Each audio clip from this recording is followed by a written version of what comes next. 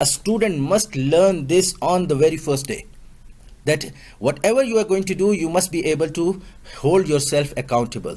In a secular world, in a university, you can go and you can I'll give you my own incident. Like I took a course, computer science 100 level course. Okay, it was introduction to computers. Okay, it was so basic, and it was in auditorium, about 400 students. By habit, I used to sit in the first row. Everything was on the screen, so they would turn the lights out and everything.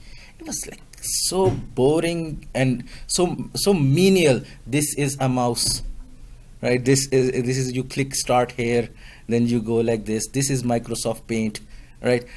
So it was so tedious that I almost used to go to sleep every time. In secular studies, I mean, because there the purpose was what?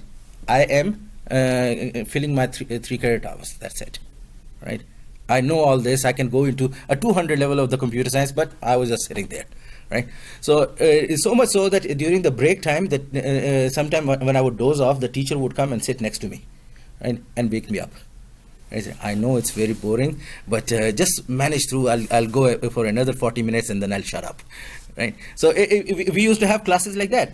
That can happen there. But when you come into Dini Ulum, even when you are doing the very basics of thing, we sit with our Quran students and we tell them Alif, Ba, Ta, Tha, simple ABC stuff, right? But I tell them that you have to know and realize in your heart that every effort that you are making to say Ba, Ta, it's being rewarded. It is being rewarded, right? And sometimes I do make them do this practical calculation for themselves because of the hadith of every harf getting 10 rewards. So I tell them, okay, today you did Ba how many times? You did 30 times, 60 times, 100 times. All right, multiply it by 10. Figure out how much hasanat, how much rewards you are getting for the work that you are putting into it. And remember that Nabi Sallallahu Alaihi Wasallam said that whoever finds a struggle in recitation of these words, he gets double. So if you are finding it difficult to say the dot properly, or a letter tha properly, and your spit is coming out or something like that, know that you're getting double the rewards.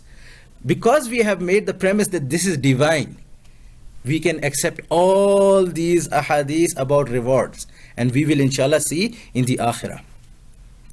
Fuqaha mentioned that this majlis, don't think that this majlis is just void as well. This kind of a gathering itself is also counted within the majlis of dhikr.